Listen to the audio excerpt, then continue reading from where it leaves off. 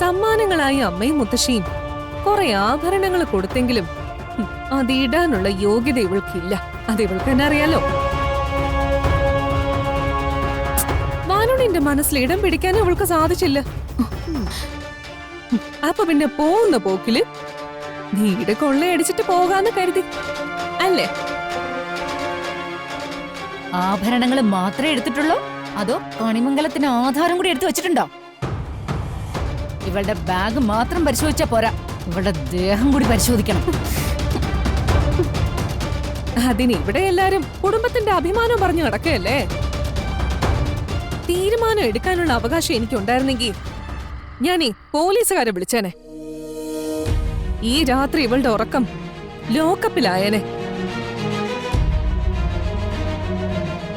എന്താ ഇവിടെ? അയ്യോ, ഒന്നുമില്ല മുത്തശ്ശി. കണിമംഗലത്തിന്റെ അഭിമാനമായ പുതിയ മരുമകളെ ഞങ്ങളൊന്ന് ചോദ്യം ചെയ്യുകയായിരുന്നു.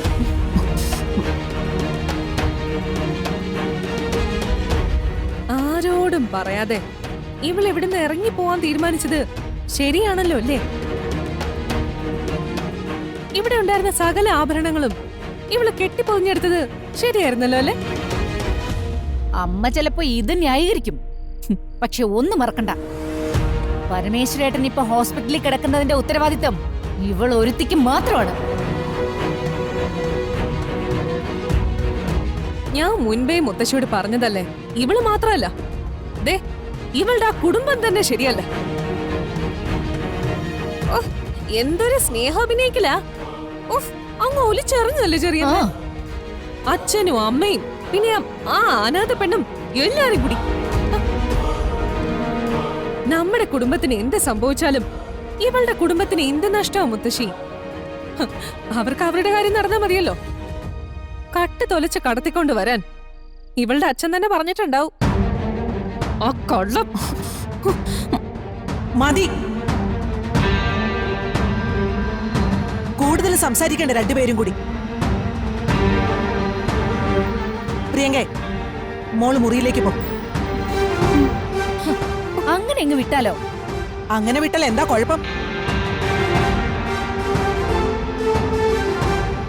ഇവള് പറയുന്ന കാര്യങ്ങൾ ശരിയാണോന്ന് വരുൺ തിരിച്ചു വരുമ്പോ പറയും. അതുവരെ ആരും കൂടുതൽ വിചാരണയൊന്നും വേണ്ട.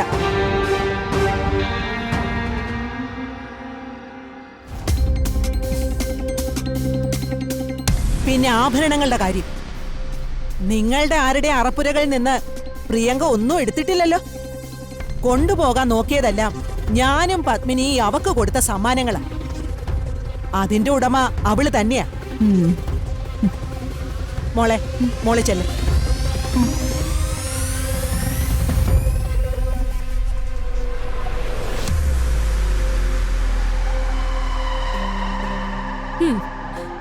കണ്ടാലും കൊണ്ടാലും മുത്തശ്ശി പിടിക്കത്തില്ല. നോക്കിക്കോ, ഇതെന്തോ ദുരന്തത്തിനുള്ള സൂചനയാ.